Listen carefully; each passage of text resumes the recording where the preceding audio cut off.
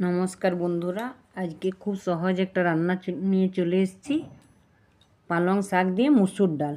এটা খুব তাড়াতাড়ি করা যায়, বা শীতকালে এটা খেতেও খুব ভালো লাগে, বা এটা শরীরের জন্য খুব সুস্বাদু একটা খাবার, বা খুব তাড়াতাড়ি হয়েও যায় এটা। চলুন দেখি কি করে বানিয়েছি। সব থেকে প্রথমে পালং শাকের গোড়াগুলো কেটে নিয়েছি। দেখুন, শাকটা মিডিয়াম সাইজের করে কেটে নেব। খুব বড় বড় কাটবো না শাকটা, এরকম করে পুরো শাকটাই কেটে নেব। দেখুন, ডালটা আমি 2 সিটি লাগিয়ে নিয়েছি। একটু কম সিদ্ধ করবেন। তার সাথে লাগছে রসুন কুচি, পেঁয়াজ কুচি, লঙ্কা, হিং, হলুদ, গোটা জিরে, নুন, পালং শাক তো লাগছে, আর তার সাথে সরষের তেল। সব থেকে প্রথমে আমি একটা কড়াই চাপিয়ে দিয়েছি গ্যাসটায়, আঁচটা কম করে। দেখুন, কড়াইটা গরম হয়ে গেছে। এরপর আমি একটু তেল দেব। আপনারা তো জানেনই আমি রান্নাতে খুব কম তেল ইউজ করি, যতটা না দিলে নয়। দেখুন, তেলটা দিয়ে দিয়েছি, তেলটা গরম হয়ে গেছে। গোটা জিরেটা দিয়ে দিলাম এর মধ্যে, কাঁচা লঙ্কা দিয়ে দিয়েছি। দেখুন, তারপরে আমি রসুন কুচিটা দিয়ে দিলাম। আপনারা নিরামিষও বানাতে পারেন রসুন পেঁয়াজটা বাদ দিয়ে। দেখুন, হালকা ভেজে নেব রসুন পেঁয়াজটা। আঁচটা একদম মিডিয়ামে রাখবেন এই সময়, না তো পুড়ে যেতে পারে।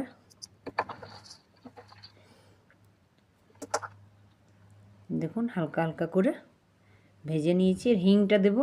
হিংটা দিলে খেতে খুব ভালো লাগে ডালটা, সেই জন্য আমি একটু ডালে হিংটা দিই। তারপরে ভালো করে একটু ভেজে নেব। আঁচটা কিন্তু একদম মিডিয়ামে রাখবেন, যাতে নিচে না লেগে যায়। তারপরে আমি শাকটা ধুয়ে রেখেছিলাম। দেখুন, শাকটা এর মধ্যে দিয়ে দিয়েছি। শাকটা দেওয়ার পরে আমি এর মধ্যে হালকা হলুদ আর হালকা নুন দেব। ডালে তো হালকা হলুদ হালকা নুন দিয়েছি, এটা তো খুব বেশি দেওয়ার দরকার নেই। একটু নেড়ে নেব, আঁচটা কম করে কিছুক্ষণ ঢাকা দিয়ে দেব। দেখুন, ঢাকাটা খুলে নিয়েছি। দেখুন, শাকটাতে কতটা জল বেরিয়েছে। ভালো করে নেড়ে নেব। শাকটা আমার সিদ্ধ হয়ে গেছে মোটামুটি।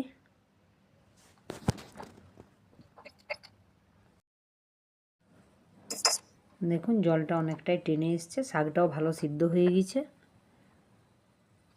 এরপরে আমি এর মধ্যে যে ডাল সিদ্ধটা রেখেছিলাম সেটা দিয়ে দিলাম। দেখুন, একটু গোটা গোটা আছে, খুব বেশি ডালটা সিদ্ধ করবেন না। তারপরে কুকারের ওই ডালের জলটা আমি দিয়ে দেবো এর মধ্যে। দিয়ে দেওয়ার পরে আমি ওই মিডিয়াম আঁচ করে 4-5 মিনিটের মতো ফুটতে দেব ঢাকা দিয়ে। দেখুন, ঢাকাটা খুলে দিয়েছি।